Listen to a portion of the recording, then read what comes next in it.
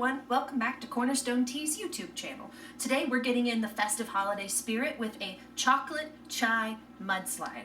This particular recipe includes chocolate liqueur, cream liqueur. You can use whatever brands you like, and you'll notice here in a minute that the amounts are very flexible. Heavy whipping cream for garnish.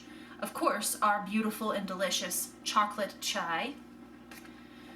Chocolate for smearing inside the glass, I'll demonstrate here in a minute. And for garnish further, we have cocoa powder with a little bit of edible gold glitter for that extra holiday sparkle. Without further ado, let's get started on the construction.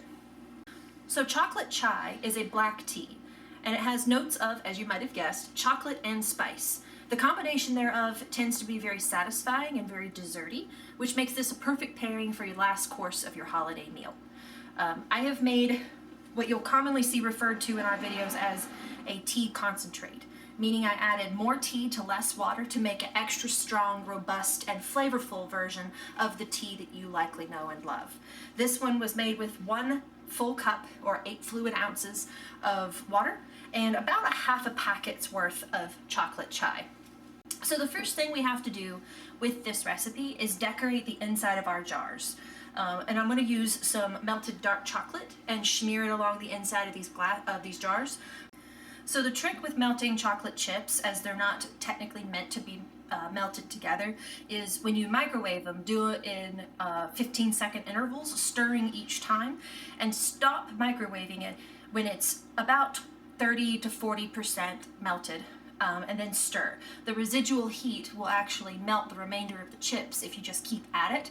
And if you really have to, do it in no more than 10-second intervals thereafter if you have like an especially cold house. There are stabilizing agents in chocolate chips that make them keep their shape, and that's very good for some applications, but for our application, obviously, we want a homogenized, spreadable chocolate. And we are going to take this chocolate and we are going to artfully drizzle it inside of our cocktail vessel. Artfully. Artfully. You midget. You're such a dweeb. Okay. Yeah. Give it a real chocolatey yeehaw. I know that's stupid. I don't, and I didn't ask you. Thank you. I was going to say, is that the technical term? No, it's not the technical term. Shush. You're the cameraman. I'm the personality. See what I have to deal with, people. Interjecting his opinion.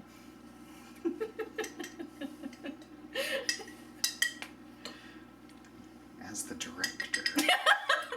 Now, as an aside, this chocolate does not reheat and melt again, because the stabilizing agents have worn off. But you can always give the rim of your glass just a little dippy dip while you have the chocolate melted. You can always, if you don't like to waste like me, spread out this stuff, the smear of chocolate you have left, on a piece of parchment paper and let it harden and come back solid. And you can cut it up and use it in cookies like you would any other chocolate chip. It's just going to be chunks rather than chips.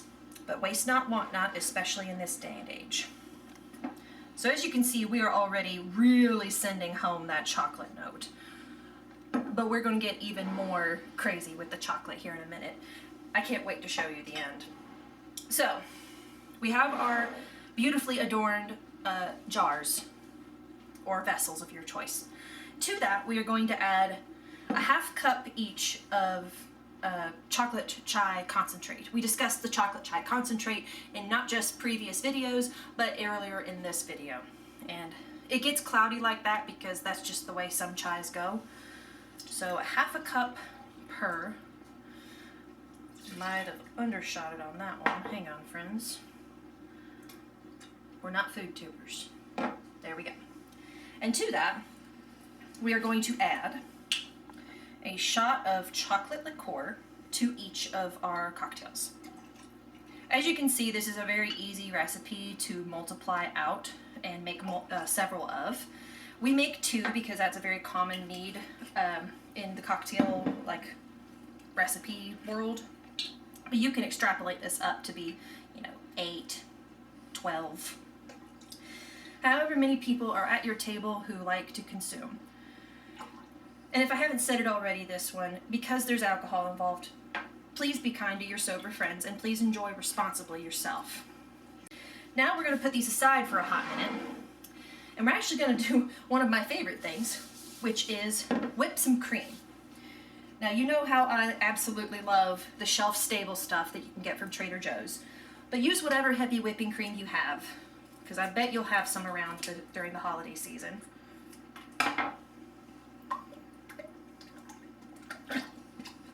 Yes. Okay. It's like a milk carton, but incredibly calorie dense. And I like to use my little immersion blender with the whisk attachment.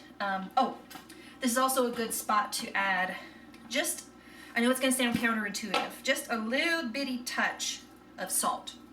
It makes all the difference with sweet desserts to give it just a touch of salt, because that just accents the sweet note and leaves it less flat. Also just a little, like a half teaspoon of vanilla to like a cup's worth of cream. Is that a cup's worth? Yeah, good. Okay, so we'll be cutting the noise to this, so don't worry.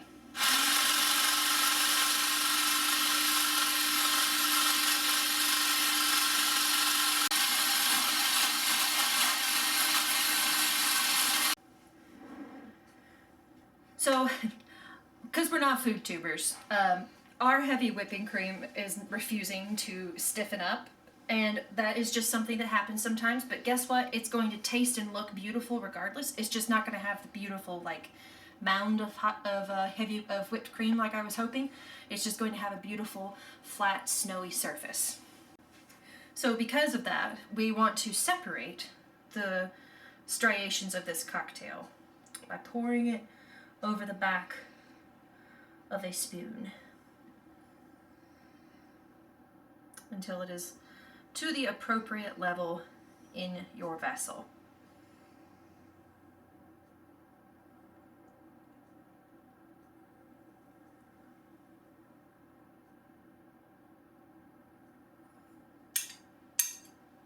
Yes. And now,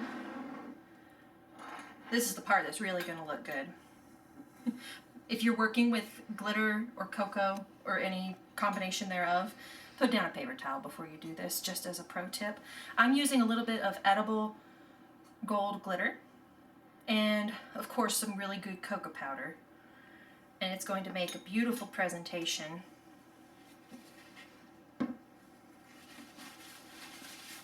to your cocktail. Because who doesn't love a little sparkle in their holiday?